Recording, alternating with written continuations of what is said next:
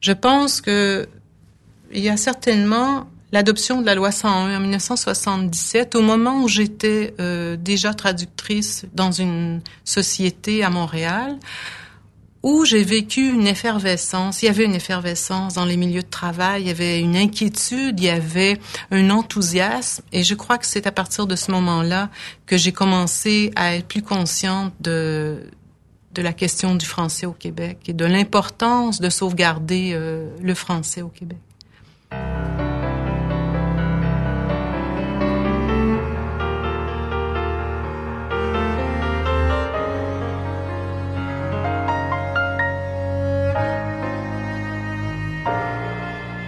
J'aime beaucoup l'action, j'aime entreprendre. J'ai un esprit d'entrepreneurship très important, mais j'ai aussi un côté de ma personnalité qui est très solitaire.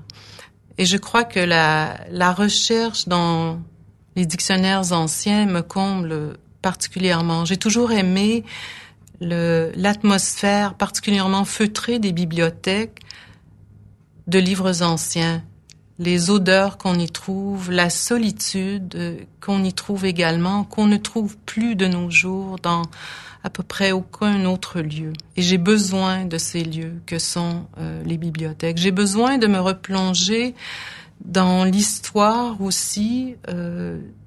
J'aime beaucoup le XVIIe siècle. C'est un siècle qui est important pour l'histoire des dictionnaires. C'est le début des premiers dictionnaires du français, avec le dictionnaire de Furetière, avec le dictionnaire de l'Académie française et en 1680, celui de Richelet. Donc, l'histoire de notre langue, on la trouve dans les dictionnaires du XVIIe siècle.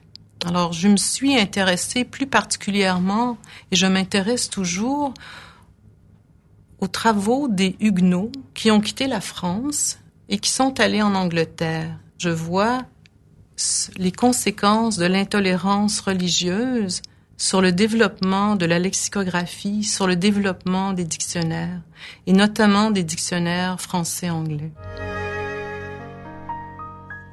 Le professeur d'université a, selon moi, 2 missions, et j'en ai toujours été profondément convaincue. La première, transmettre le résultat de ses recherches à la communauté scientifique. La deuxième, transférer ses connaissances à l'ensemble de la population, à ses concitoyens. J'estime en effet être tout à fait privilégiée comme universitaire de pouvoir travailler dans des milieux intellectuels où je suis d'une certaine façon payée pour apprendre.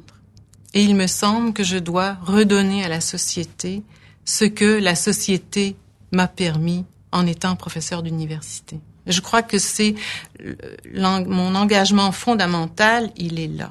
Cet engagement en faveur de mes concitoyens, il se fait par ma présence dans différents conseils d'administration, celui de l'Ordre des traducteurs, terminologues et interprètes agréés du Québec, celui de l'OQLF par exemple, de l'ACFAS. Ce que je souhaite accomplir dans les années à venir, c'est de continuer de croire à cet engagement que j'ai toujours eu, que ce soit un engagement dans mes tâches de professeur, que ce soit un engagement comme chercheuse, de poursuivre mes recherches, et aussi continuer à avoir un engagement social. Parce que j'estime qu'en matière de langue, tous les citoyens ont une responsabilité individuelle.